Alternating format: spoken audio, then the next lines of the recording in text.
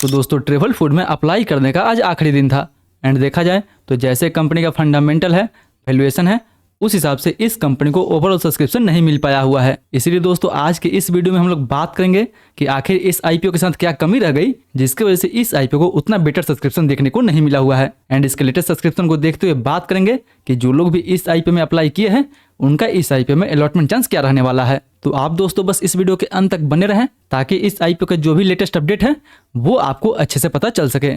तो फिर चलिए बिना आपका समय गंवाए सीधा वीडियो में आगे बढ़ते हैं और सबसे पहले दोस्तों बात कर देते हैं इस आईपीओ के लेटेस्ट सब्सक्रिप्शन के बारे में कि फिलहाल आखिरी दिन तक इस आईपीओ को टोटल कितना सब्सक्राइब किया गया है।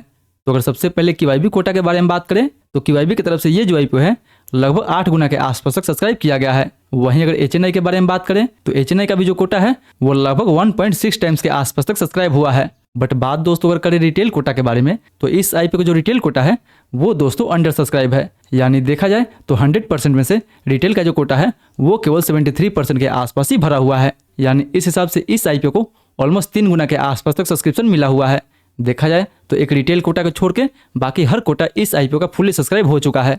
बट दोस्तों जैसे इस कंपनी का फंडामेंटल है, वैल्यूएशन है एंड बिजनेस है, उस हिसाब से देखा जाए तो इस आईपीओ को काफी कम सब्सक्रिप्शन मिला हुआ है क्योंकि रिटेल कोटा इस आईपीओ को देखा जाए तो पूरा का पूरा अंडर सब्सक्राइब है। एंड उसका जो खास रीजन है वो है दोस्तों इस आईपीओ का जीएमपी। यानी देखा जाए तो फिलहाल ग्रे मार्केट में इस आईपीओ का लगभग 1% के आसपास डिमांड बना हुआ है। यानी अगर कोई भी इस आईपीओ में अप्लाई करता तो जीएमपी के हिसाब से उसको इस आईपीओ में काफी कम प्रॉफिट देखने को मिलता। इसी कारण दोस्तों देखा जाए तो रिटेल कोटा जो है वो अभी अंडर सब्सक्राइब है। बट दोस्तों इसके कम सब्सक्रिप्शन के कारण ना कि केवल एक लो जीएमपी है बल्कि और भी कई सारे फैक्टर हो सकता है।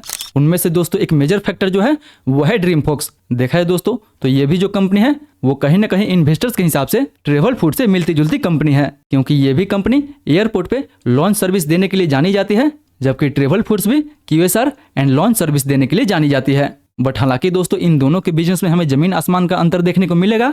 बट दोस्तों इन्वेस्टर्स को ड्रीमफॉक्स के आईपीओ में या फिर स्टॉक्स में काफी ज्यादा लॉस देखने को मिला है। इसी कारण जो लोग भी ड्रीमफॉक्स को लिया था या फिर इसके आईपीओ में अप्लाई किया था वो लोग फिलहाल ट्रेवल फूड्स के आईपीओ को अवॉइड कर चुके हैं क्योंकि ड्रीमफॉक्स का जो स्टॉक्स है वो पिछले 1 महीने में लगभग 40% के आसपास टूट चुका है। जबकि अगर 1 साल के बारे में बात करें तो 1 साल में ये जो आईपीओ है वो लगभग 65% के आसपास तक टूट चुका है। इसलिए इस आईपीओ को या फिर स्टॉक्स बोल ले उसको लेके इन्वेस्टर्स के मन में काफी ज्यादा डर था कि कहीं ट्रेवल फूड्स का भी आईपीओ हमें उतना ज्यादा लॉस देके ना चला जाए। यानी दोस्तों पहला तो रीजन हो गया इसका लो जीएमपी, दूसरा रीजन हो गया ड्रीमफॉक्स का आईपीओ एंड तीसरा रीजन दोस्तों हो सकता है इसका ओएफएस होना। यानी इस आईपीओ से ये कंपनी जो भी फंड रेज कर रही थी वो देखा जाए तो पूरा का पूरा ऑफर फॉर सेल था। यानी जो भी प्रमोटर इस आईपीओ से एग्जिट ले रहे हैं जिसको इन्वेस्टर्स ने एक नेगेटिव वे के तौर पे लिया हुआ है। यही कारण है कि इस आईपीओ में आज आपको इतना कम सब्सक्रिप्शन देखने को मिला हुआ है। बट दोस्तों इसके अलावा भी और कई कारण हो सकता है जिसमें से एक बड़ा जो रीजन है वो है दोस्तों ट्रम्प टैरिफ का। देखा जाए तो आज रात में ही इंडिया के साथ ट्रम्प टैरिफ डील होने वाला है।